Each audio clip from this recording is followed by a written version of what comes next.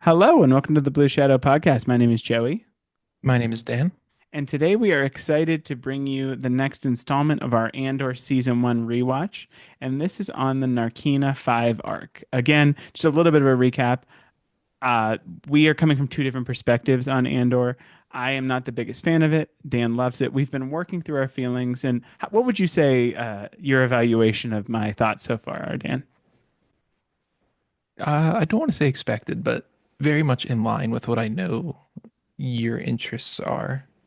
I just, as again, a quick I th recap, listen to the full episode, but the first arc I liked more than I expected, or than I recalled from the first watch. I liked the Aldani arc maybe a little less or the same as I expected. So we're kind of netting out at the same yeah. at the moment.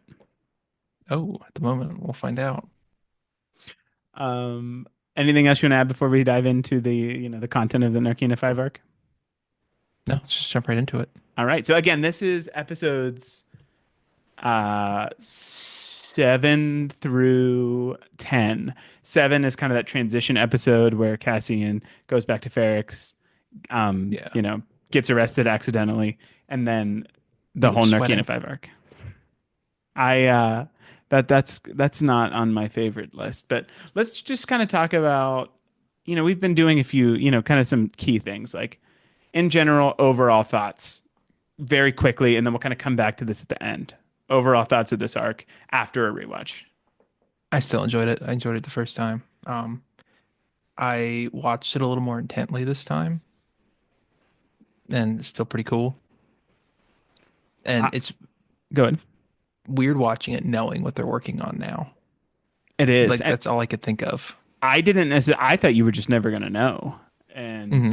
it's like, it's more tragic. And I think that's, again, like you say, that's the point. But Yeah. that's the kind of stuff that's like, We'll be oh, hitting that. We will be hitting that hard at the end. Don't you okay. worry. For me, I ended up liking this arc more than I recalled. I thought Oh, I was, nice. by the time we get, first of all, anything with Mothma, Got a lot fantastic. of Mothma Lot of and Mothma. Mothmas. Yes, stupid Perrin is the worst. Um, this I love the Mothma part. Of course, one of my least favorite characters in Star Wars, Saw Gerrera, comes up very minimally. It's okay. I think Luthen's unhinged, but again, I love Cassian, and this is kind of my thing here. Is I love Cassian, but I'm always least interested in what Cassian is doing in his own He's show he's always surrounded by these really cool things, and he's just not necessarily doing the really cool things. until, and this is where we're really going to get to a positive. Uh, Episode 10, One Way Out. That was an awesome episode. I was in my wife was folding some laundry while I was watching that episode, and I think she didn't say it, but she was kind of like, "This is pretty cool. Like, why don't you love this?" And she is a big Star Wars fan. She just couldn't get into it. Hasn't really tried. So this is one of the few Star Wars things that I do without her. Yeah. But anyway, enough of our introduction. Let's start. We've been going through talking about the stuff that doesn't quite work for us first. Dan, you usually have very little. You want to kick us off? Um, kind of. I It's okay. don't get mad at me. I won't. The Mothma stuff wasn't my favorite, Really? only because I felt like it was intercutting too much with. I'm like, get me back to the prison. See, and this is so interesting because I was get me back to Mothma, and I love the character and everything, but that just to me is the more interesting storyline of like the origins of the rebellion. And I understand that they're all the same thing, but Mhm. it's very interesting that we both felt the same way about opposite things. And I really do like Mothma. It's just I feel like she deserves her own standalone show and not Andor Mothma and a half. That And is then I yes. we're not likely not going to get it, so we have to take it. But kind of what we talked about, and if you listen to our Tales of the Underworld discussion, I brought up Tales of the Senate. I want something like that. Give me the politics of Star Wars. We know it plays a huge role. And I think it's what's interesting about Mothma's story here is like the politics are happening and we're dealing more with her and the rebellion side of it, not so much the political side. We get a few scenes in the Senate, comments on Palpatine's political moves, but not so much like her actual political work. This Right. is very rebellion rooted. Anything else kind of fall upon rewatch on a um not your favorite? I like the Doctor a lot less, and I didn't like him at all to start. Yeah, no, he really the only good thing he did was kind of drop the dime on what happened on level two. No, not that Doctor. I meant the ISB Doctor. Am I forgetting something? Yeah, with Bix. Oh yeah, no, he was creepy. He was creepy and then just more unhinged than I remembered. Yeah, no, it was weird. The monologues are weird, like the little like chuckles. I And hate to say it, as people who worked in science, I'm like, he's a scientist. yes. Like they nail that actor, whoever that is, nailed the intricacies of what like the quirks of a It's like scientist. you had a toxic advisor at some point in your career. Oh, I love it. That is something, isn't it? Anything else for you on the negatives? Um, Kind of wish we got went back a little bit to what was just the beginning. What was Cassian doing when he got picked up? Okay, yeah, Was like he what was he just just on vacation? vibing? Got a woman of the night. Well, that's just it. Like, did he start like was it a woman of the night or did he have like a relationship? That's an excellent question. Because she seemed very comfortable. Hmm. Did she give him like something to buy or something? I don't know. Like just like the very casual conversation. Yeah. And it's like make sure you get the right kind of food. Yeah, that. Um, can I kind of pivot that into Yes, by all my means. honestly the thing that didn't work out for me, like it's not my least favorite part about this whole arc is like I felt like Cassian, in the eyes of the Empire, should I'm doing air quotes. It's a podcast, you can't really see it, but should be in prison by the eyes of the Empire because of what he did on Aldani. I just one of my least favorite things about it is that he ends up in prison just accidentally. Like, and I know that's the point. The Empire's collecting random people so that they can, what we know is build the Death Star. But it just feels like for a character who's being positioned as being so important, and we know in Rogue One he is ultimately very, very important to the story of Star Wars. Just to have him randomly picked up off the street, it's like, oh gosh, really? Well, This and I then think this is what how we end up in this prison? and I think that kind of goes back to the whole scene in the ISB when they get full control and they institute that new law, new edict. And they even said, the judge even said, yesterday this would have been 6 months. Today it's 6 years. Like they are flexing their muscles, I don't know, like for me, knowing a rebellion's on the horizon. yeah, and for me it almost would have been, and I know that there's obviously more both in this season and season two, but like I would have almost loved them to catch Cassian and like him have to work his way out of the mess that Deidre caught him and then put him in or something like that. Yeah, I don't know. but I feel like It that, just felt that random. A but it little goes more back to random for the my liking. it does, but then you think about it this way that Dietrich's on this huge manhunt, not knowing that the Empire has him. It does kind of highlight part of the flaws of the Empire, doesn't it? And it's he's gonna be there and she's never gonna find him. And it's because they don't like I don't think they cared who these people were. They weren't really like Yeah. record keep. They just wanted them to make the Death Star parts. Yep. You've walked me through that a little, and like I get it, but we spent a lot of time in this prison that he accidentally found himself in, just to prove a point about the Empire. That's kind of my biggest thing, which is saying something Hmm. because if that's the biggest thing, it's pretty minor. Um, I also felt like, and again, much like with the other arcs thus far, I felt like it was a lot of build up to get to what I think One Way Out was, in my opinion, my favorite episode thus far. But it was a lot of build up, and I know you kind of need that day to day in the prison. But I felt like maybe the episodes were a little long. The scenes felt a little long. Like I don't know, it felt a little Felt like you were in bloated. prison with him. Yes. And here we go with Dan's. That's the I'm point. not saying a word. Like, You're allowed. That's a but podcast. You have to say a word. oh yeah, people can't see my facial expressions. Annoyance, disgust, all that. Yeah, I didn't have an issue with the length of the time spent in prison because it directly correlates to Cassian's. I feel like his time in prison is really what sparked him to the rebellion. I don't think he cared during Aldani, but then I think once it turned to they're picking up people off the street who are never getting out for crimes they didn't may or may not have committed. I think that really um, catalyzed his efforts. Yes, and I agree that everything that happens in the prison is important, and it does build you up to the one way out would mean nothing without the investment. But maybe you are right that the intercutting of all these seemingly separate stories does make it feel a little disjointed and like you're spending so much time. You kind of see where I'm going with that?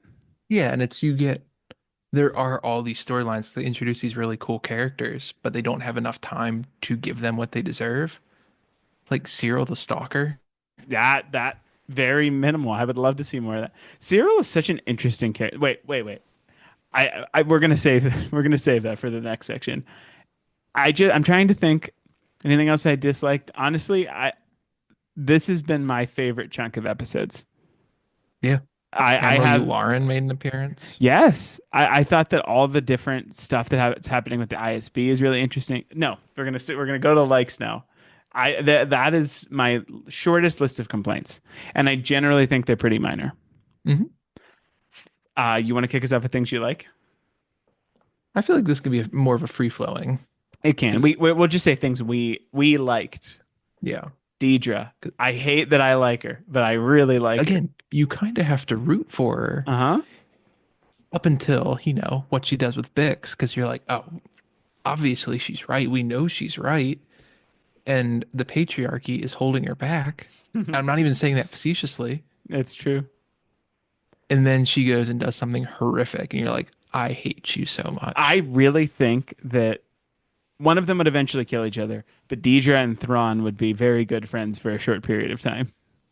Yeah. I think Thrawn would probably end up winning, but like I just love that idea of but this is one of my favorite aspects of this show is that you're rooting for the villain, all intents and purposes, to capture the hero. Like it's this wonderfully circular thing. Right. And it's not even like she's going to. I'm trying to think of how I want to describe this. It's not like Cyril's um, just determination and hatred for Cassian.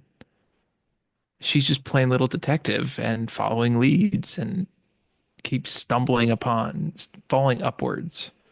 And she's generally And it, right. What she's saying is like startlingly correct. yeah. And I think that kind of again speaks to the Empire. And luckily that one ISB officer, the one with that was initially running the meetings at first, I forget his name, but he kind of has her back. And if he didn't, this very correct hunch would have just been swept under the rug. Right. And even he can't protect her because he says, like, you're going to have to watch your back Hmm. because ISB is very ruthless as we've seen. Yes. Uh, on the topic of the Empire, I think it's really interesting from we see Palpatine as lightning fingers hanging from a claw in the Rise of Mhm. Skywalker, spinning around fighting Mace Windu. But to hear them talk about Palpatine as a formidable political opponent, which we know that, like, obviously he's in charge. He was the chancellor. He was a senator. Like, but hearing this, what he does as a politician, I think is really cool and very much in line with one of my favorite parts of this show is like building out that aspect of Star Wars. And taking a step back, they don't know anything about the lightning fingers in the Mace Windu Yeah. fight. Uh-huh. To them, he's just a savvy politician, a And formidable politician, and if you were not to calling mention a Rebels, Sith Lord. yeah, and if you were calling Rebels, he like projects himself to look like he used to look. Yeah. Like he doesn't want you to know that he's all wrinkly. Hmm. It's good. It's very good. I want to pose a question because I ended up being a little more neutral on this character. What do you think about Luthen? I feel like we don't get enough of them because you Yeah. there's this build up, and you know he's a heavy hitter. You know he's in the rebellion aspect, probably ahead of Mothma. He's calling more shots than she is, but he's just so unhinged. And like that monologue is like glorious. I know it's like one of people's favorite things from the show, but I think again, the first time I watched this, I wasn't like wanting to enjoy it. So I went into this rewatch with a more positive mindset. And wow, that monologue is crazy. Is good. Yeah, Do you think that season two will help flesh out? Like, I would love to be able to see what Luthen ultimately his contribution is to the rebellion. What is his? Is it truly just putting Cassian in place, and that's his greatest contribution to the larger rebellion, or is he playing some sort of role that we don't know yet? And like, would that inform on what we see here? It's kind of like where I'm going with the character in my mind. I think he's playing a bigger role because I mean everybody knows all that the heavy hitters that we know of in the rebellion of Mon Mothma, your best friend Saw, Boo. they all have this, I don't want to say admiration for him, but they all know they treat him like he is almost untouchable because he gets things done. And so much so that the Empire knows that he exists, They not gave who him a he is, nickname. but They gave him yeah. a cool nickname. Uh-huh. Which means he's definitely doing something right. Yeah. Um, So I think Good. we're gonna get I think we're going to see Luthen's demise in season two. Would make sense. Going back to the monologue, he's not making it out of the rebellion. He knows that. Just a matter of What how. what did you think of Cousin Mothma? Vel. Yeah. I I thought that was a fun connection, and I remember it kind of tripping me out the first time. Hmm. I think it's interesting, and I think it poses a lot of questions, and I don't think they really, like the solutions aren't necessarily relevant, but like it makes you wonder like how that all came to be and everything. Right, because it sounds like they're very similar in their sentiments, but I don't think Mon knows that she was involved in Aldani. No, and I generally am not like I said when we did our Aldani arc, I was not attached to these characters whatsoever. Hmm. I do think that that revelation is really cool, and I think putting that character in between Luthen and Mothma poses for a lot really of really interesting things. Right, because you're going to be getting these go-betweens Hmm. that they all are gonna. It's almost like we know that these interactions are happening, but Vel and Mon don't know that they're both talking to Luthen. Yeah. Uh, And Luthen, in his unhingedness, is playing both sides of the we have to go all out and managing the political aspects of it too. mhm. Um, I want can we rewind Yeah, and just say one quick thing I don't like very quickly? It just you reminded yeah, me. I don't like Clea. I think she's very mean.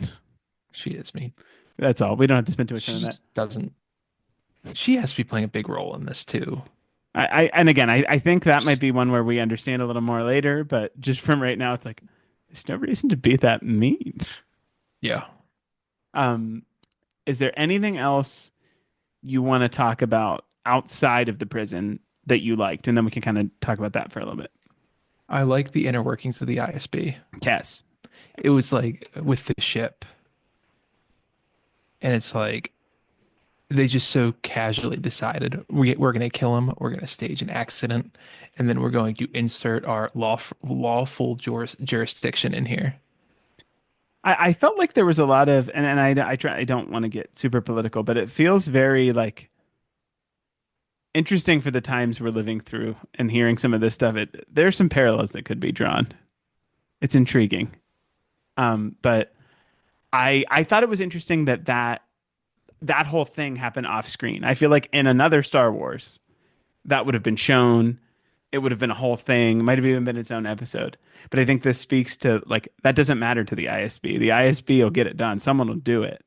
Yeah. But what matters is the chess game that they're playing in that shiny white room. They're playing 3D Tetris chess while everybody else is playing checkers. Hmm.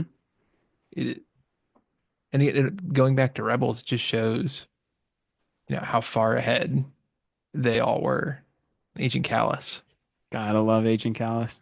Like knowing what we know now about how the ISB's inner workings are, it just makes his story a little bit cooler to me in Rebels Yes, too. and it heightens how good Phoenix Squadron was to evade the ISB so effectively. Right? Because they know everything about anybody. Hmm.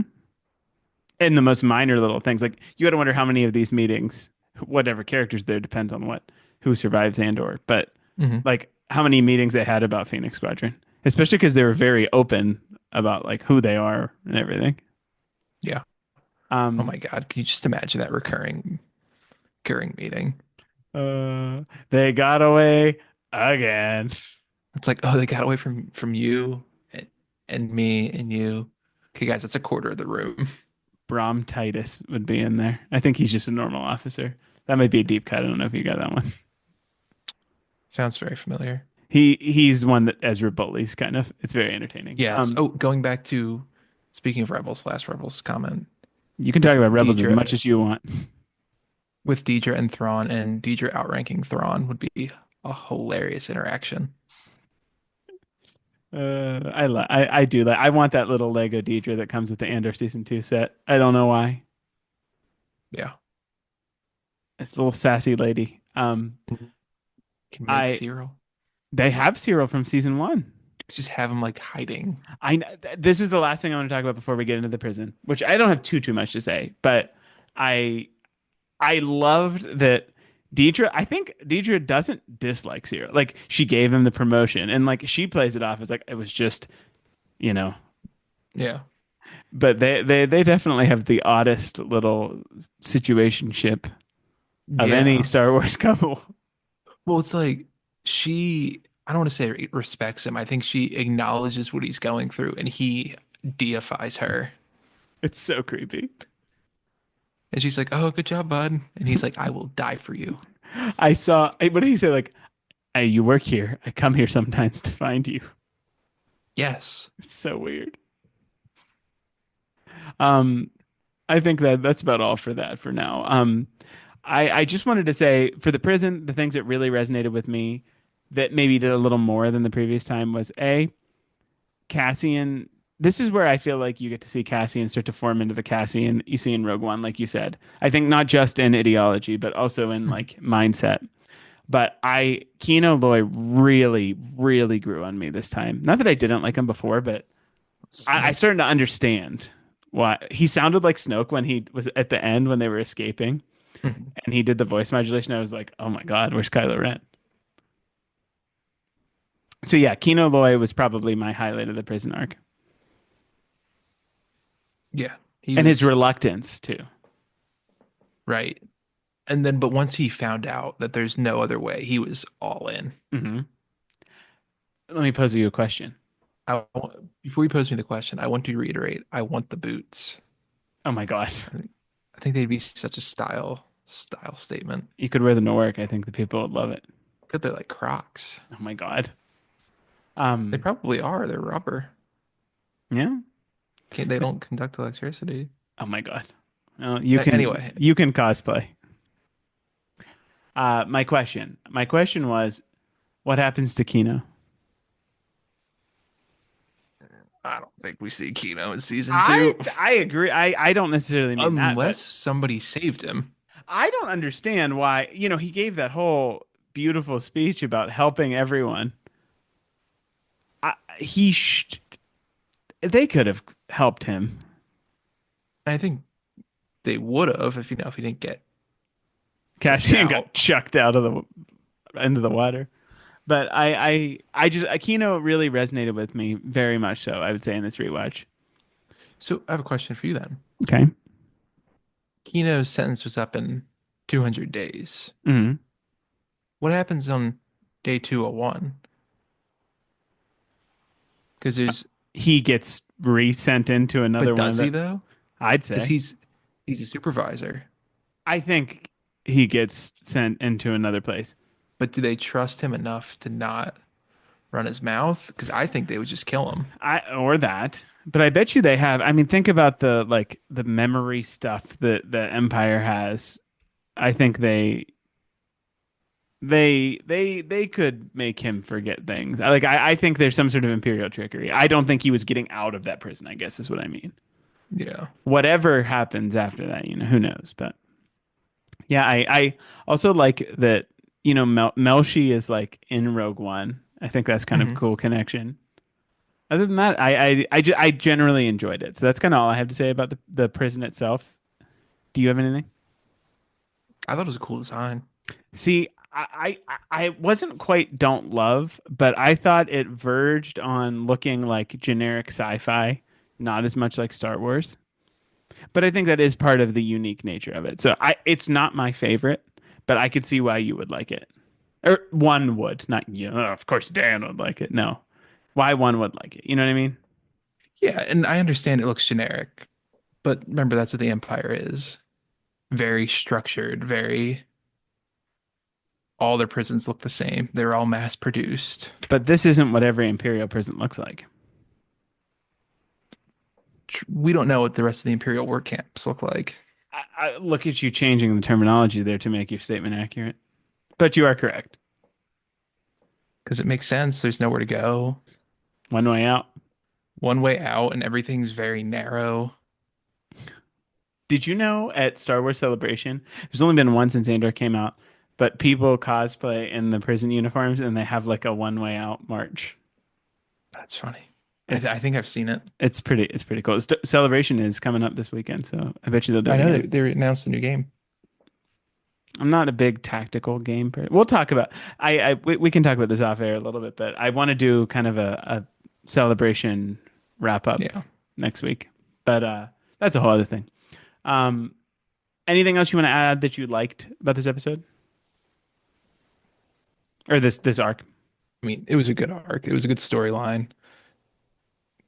Like you said, the last episode is very much so the heavy hitter. Yes, I'm curious to see if this stays my favorite or if the ending. I remember really liking the finale.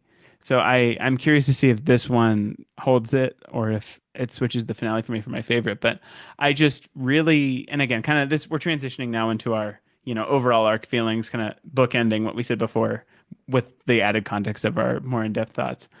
I really enjoyed a lot of the stuff that they had to offer here.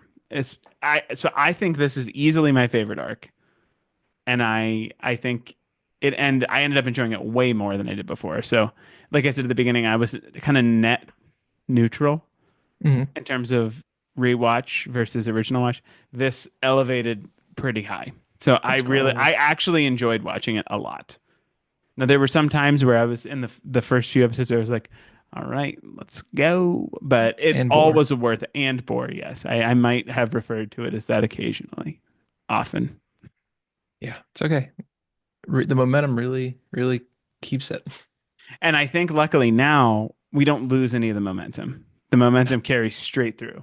So I'm excited about that. Anything else to add, me Dan? too. No, I'm excited. Awesome. I'm excited for that. And I'm excited for Andor season 2, believe it or not. But Me with too. that, we thank you very much for listening. We hope you enjoyed. Please consider giving us a comment, like, subscription, follow on YouTube or the podcast platform of your choice. Please consider giving us a follow on Twitter or X at Blue Shadow Pod or on Instagram at Blue Shadow Podcast.